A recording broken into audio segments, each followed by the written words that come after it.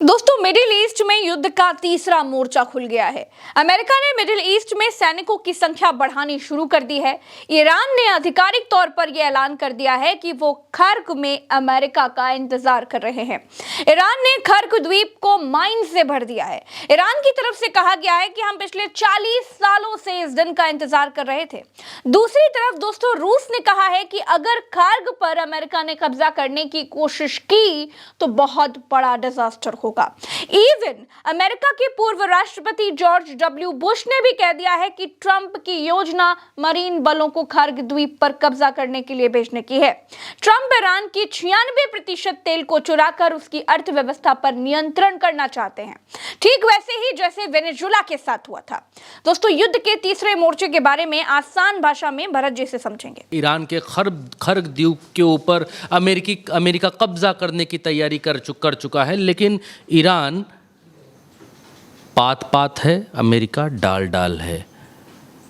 America ज़मीन से सोचना शुरू कर रहा है तो ईरान आसमान की बुलंदियों पर वो चीज़ सोच करके बैठा है। इस युद्ध में ईरान ने जिस तरीके की चीज़ें दिखाई हैं, हालांकि हम बार बार आपको बतला रहे हैं, लेकिन नई कहानी, नई खबर निकल करके ये आई है कि अमेरिका खर्क पर कब्ज़ा करना चाहता है और उसके लिए 1000 से ज़्यादा, कुछ खबरों में यह है कि 1000 से ज़्यादा, कुछ खबरों में है 16, 17, 1800, कुछ खबरों में 2000 सैनिक रवाना किए गए हैं अमेरिका से ताकि खर्क पर कब्ज़ा किया जा सके। लेकिन अमेरिका जब अरबों, लाखों, खरबों, करोड़ों के जहाज़ों से, बड़े बड़े युद्धपोतों से ईरान से नहीं लड़ पा रहा है तो 2000 सैनिक खर्क पर कब्ज़ा कर लेंगे क्या ये सिर्फ और सिर्फ दिमागी दबाव बनाने का तरीका है? युद्ध में एक दबाव बनाने की रणनीति है। खबर को शुरू करेंगे, बतलाएंगे, एक एक चीज़ आपके सामने खोल करके रखेंगे, एक एक चीज़ पर आपकी नज़र दौड़ाएंगे। सबसे पहले आपके सामने स्क्रीन पर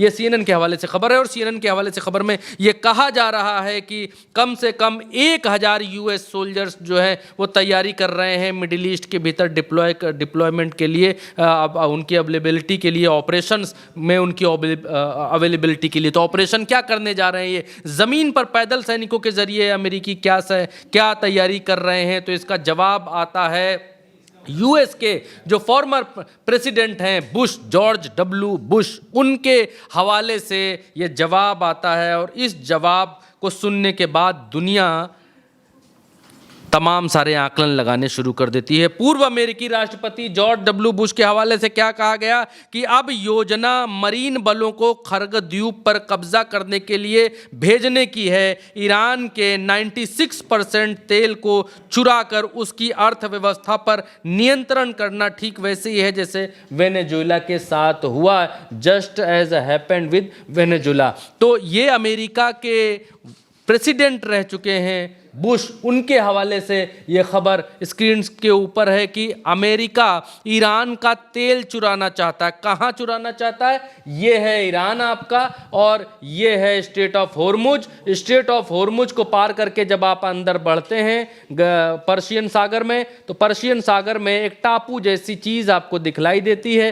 धीरे धीरे, हौले हौले जब आप उसके पास जाते हैं तो वो खर्क द्वीप निकलता है और इस खर्क द्वीप पर ईरान की ऑयल की बड़ी बड़ी रिफाइनरीज मौजूद हैं और इस खर्क द्वीप से ही बहुत बड़ा एक ऑयल का प्रोडक्शन यहाँ पर जो बुश कह रहे हैं, इस बात को कह रहे हैं कि कम से कम 96% तेल जो है यहाँ से आता जाता या आयात होता या रिफाइन किया जाता है। बुश ने ये अंदाज़ा लगा करके यहाँ बतलाया है।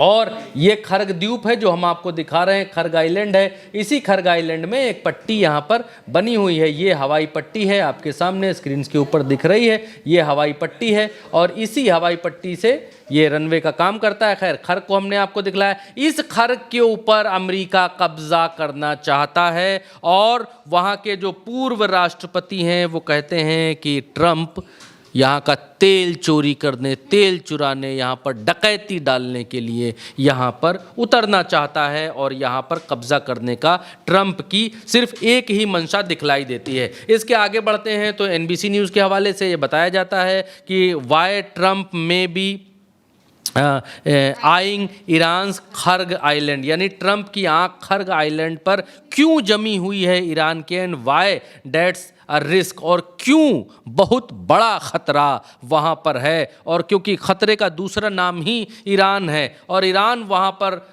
घात लगाकर बैठा हुआ। जल्दी जल्दी से हम दर्शकों को दिखला देते हैं, क्योंकि उल्टा चश्मा यूसी पर जब भी दर्शक कोई खबर देखें, हम प्रज्ञा जी और पूरी टीम ये चाहती है कि जो भी खबर आपको मिले ऑथेंटिक मिले। ऐसा नहीं है कि उलझुल कुछ भी कोई कहानी बता के चला गया, क्योंकि युद्ध में तो कोई इधर मार रहा है, कोई उधर मिसाइल मार रहा है, कोई ये बता दे रहा कि उनका ये हो गया, इनका ये हो गया। लेकिन उल्टा चश्मा यूसी पर जो भी आपको देखने को मिलेगा वो पूर्ण तौर पर ऑथेंटिक मिलेगा।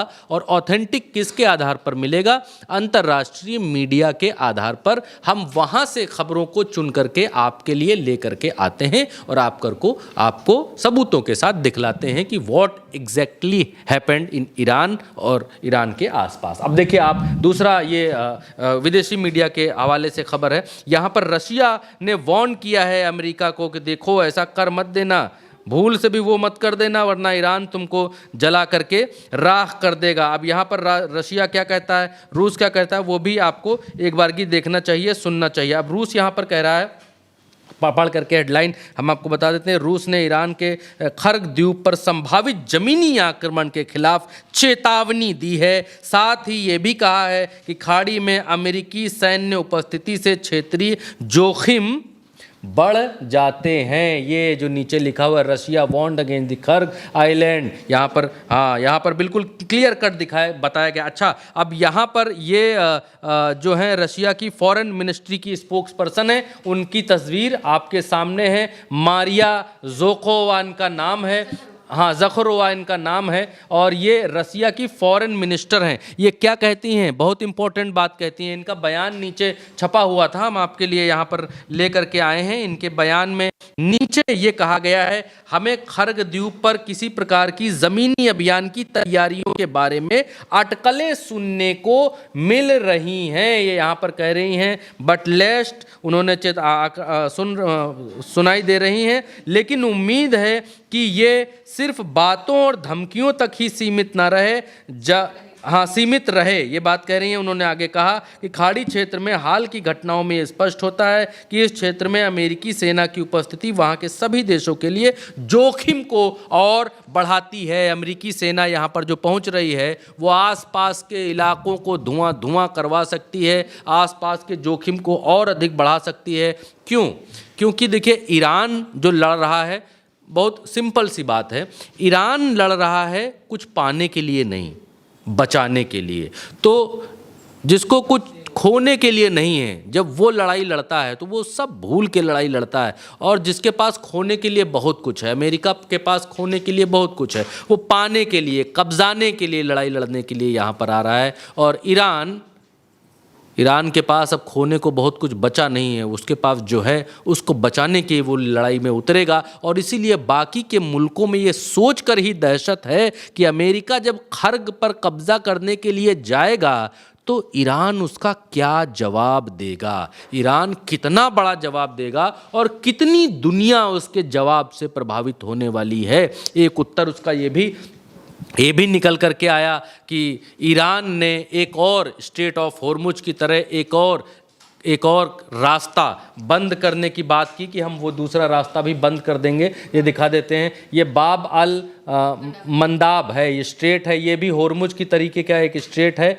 इसको यहाँ पर हूतियों को बंद करने का आदेश दिया है। यमन में जो हूती शासन है उसको बोला है कि आप यहाँ से ये स्ट्रेट बंद करिए ताकि दाना पानी इजराइल का यहाँ ऊपर बंद हो, और ऊपर जो ये यूरोपियन कंट्रीज़ हैं इनका जो तेल जा रहा है इनका भी तेल निकालो, यहाँ से कुछ भी जाने ना पाए। यहाँ पर पूर्ण प्रतिबंध लगाने की तैयारी में ईरान है। अगर उसके इस द्वीप के ऊपर हमला बोला गया तो बहुत कुछ बदल सकता है, भूगोल बदल सकता है। अच्छा, आगे बढ़ते हैं। आगे खबरों में ये कहा जा रहा है, MS नाउ के हवाले से ये खबर है कि डिजास्टर वेटिंग, बहुत बड़ा डिजास्टर वेट कर रहा है, इंतज़ार कर रहा है। ये यहाँ पर कहा जा रहा है, disaster waiting to happen, prospect of US ground troops in Iran trigger alarm, यानी कि बहुत बड़ा खतरा आपका इंतज़ार कर रहा है, बहुत बड़ा अनहोनी आपका इंतज़ार कर रही है अगर कहीं किसी भी तरीके से यहाँ पर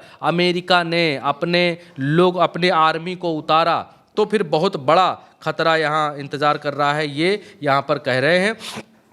और इसके अलावा नीचे यहाँ पर लिखते हैं the deployment of thousands of marines and paratroops. यहाँ पर आगे कह रहे हैं कि island on the Iranian territories spurring worries among former military officials and law maker. जो पुराने उनके मिलिट्री ऑफिशियल्स हैं और लॉ मेकर्स हैं, वो ये कह रहे हैं कि अमेरिका कहने का मतलब ये है कि अमेरिका खुद चिंतित है कि अगर ट्रंप ने इस तरीके का कोई निर्णय लिया कि यहाँ पर सैनिक उतारे तो कैसी भीषण लड़ाई और कैसा भीषण युद्ध होगा, उसकी डिजास्टर लिखते हैं ये लोग। उसकी तुलना करके ही ये लोग कांप रहे हैं कि ट्रंप कर तो देगा लेकिन उसके बाद का नतीजा क्या होगा, अंजाम क्या होगा। एक और एमएफ गालिबाफ हैं, एमबी गालिबाफ हैं, ये ईरान के जो है वो पार्लियामेंट के स्पीकर हैं। वो क्या कहते हैं, हिंदी का तर्जुमा उनको जल्दी से बता देता हूँ।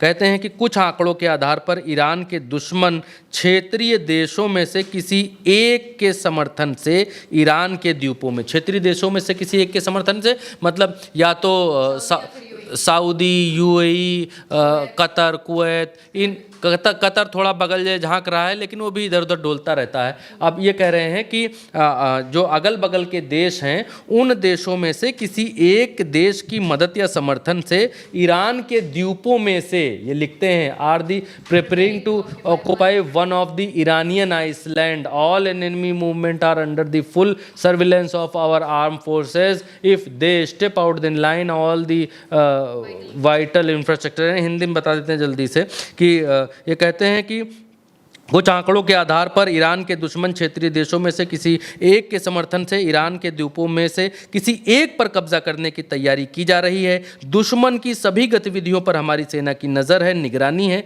यदि वो अपनी सीमा को पार करते हैं तो उस क्षेत्रीय देश के सभी महत्वपूर्ण बुनियादी ढांचे बिना किसी रोक टोक के लगातार हमलों का निशाना बन जाएंगे। एमबी गालिबाफ कहते हैं, सीधे तौर पर ये कह रहे हैं अगर मुस्लिम ममालिकों में से किसी भी देश ने अमेरिका की मदद की हमारे खर्ग या किसी और आइलैंड पर कब्जा करने में, तो हम उस देश पर इतना बम मारेंगे, इतना बम मारेंगे, इतना बम मारेंगे कि उस देश को धुआं धुआं कर देंगे। फिर आएगा अमेरिका का नंबर, अमेरिका से तो हम निपट ही रहे हैं। ये कहने का मतलब है। जल्दी जल्दी से हम बतला देते हैं ताकि लोगों को मालूम रहे। Iran building up defence of Kharg island, ये CNN के हवाले से खबर है और हिंदी तर्जुमा इसका ये है कि यहाँ पर ये कह रहे हैं, CNN वाले इस बात को कह रहे हैं कि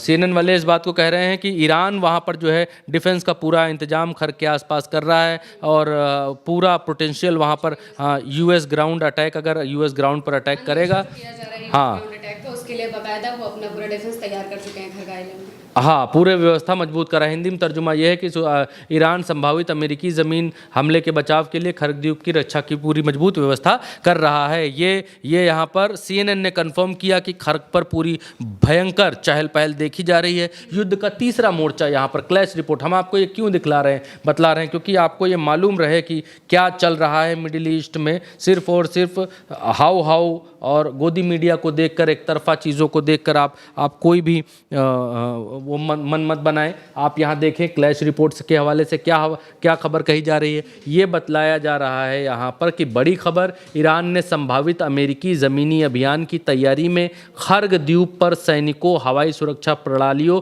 और बारूदी सुरंगों को तैनात कर दिया है। ये कह रहे हैं बारूदी सुरंगें बिछा दी गई हैं खर्ग आइलैंड में भी। यहाँ पर ये क्लैश रिपोर्ट के हवाले से बड़ी खबर है। यहाँ पर कहा जा रहा है कि ईरान ने खर्ग द्वीप पर सैनिकों, हवाई सुरक्षा प्रणाली और बारूदी सुरंगों को तैनात कर दिया है। अमेरिकी अधिकारियों ने ईरान की बहुस्तरीय सुरक्षा व्यवस्था और हाल ही में तैनात की गई मानवरोधी पैडल यानी मैनपैड और बख्तरबंद वाहनों को भेदने वाली बारूदी सुरंगों के कारण भारी जानमाल के नुकसान सहित गंभीर खतरों की चेतावनी यहाँ पर दी गई है। ये क्लैश रिपोर्ट के हवाले से है कि यहाँ भी आना, अमेरिका आ तो रहा है, अब फिर से ईरान वही कह रहा है कि आओगे यहाँ अपनी मर्जी से, लेकिन जाओगे हमारी मर्जी से, आओगे जहाज़ से, जाओगे कफन से। ये क्लियर कट यहाँ पर बतला दिया गया है। अच्छा, एक ग्लोबल इनसाइट जर्नल के हवाले से एक और खबर है, वो बतला दें तो फिर दर्शकों से थोड़ी बात करूँगा मैं। यहाँ पर ये आइए दिखलाइए,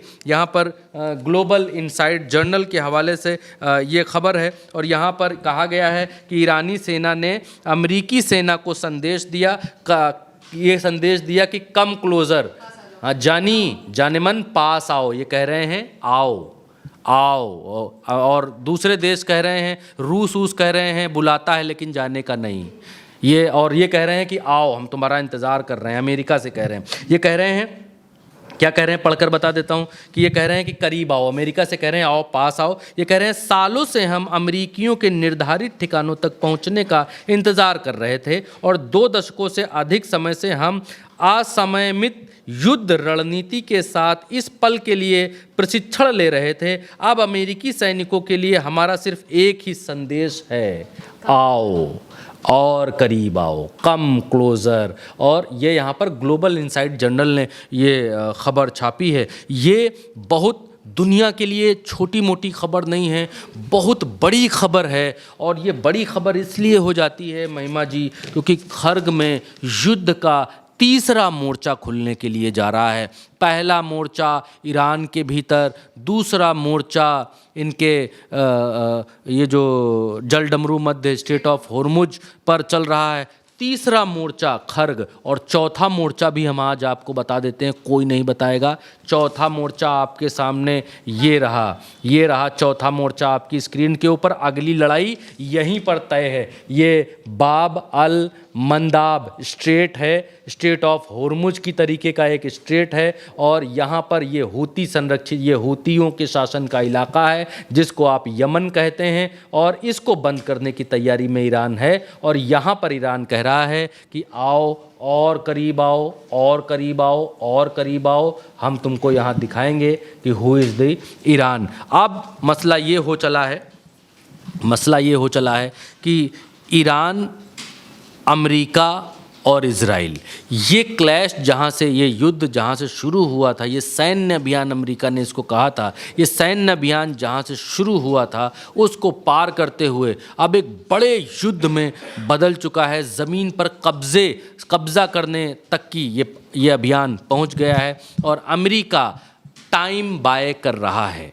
फिर कह रहा हूँ मैं, अमेरिका टाइम बाय कर रहा है, किसी भी तरीके से टाइम गुजार रहा है, क्योंकि अमेरिका के पास भी बड़ी बड़ी मिसाइलें हैं। ऐसा नहीं कि छोटी मोटी मिसाइलें हैं और वो आए और हार कर चले जा रहे हैं। अमेरिका के पास भी बड़ी बड़ी मिसाइलें हैं, लेकिन ईरान कहीं पर भी कमज़ोर नहीं है। ईरान ने अभी अपनी आधी शक्ति, आधी ताकत दिखाई नहीं है। और एक चीज़ और महिमा जी मैं आपको बताता हूँ, इस पूरे युद्ध के दौरान अब तक 800 के आसपास मिसाइलें चली हैं, 800 मिसाइलें मारी गई हैं।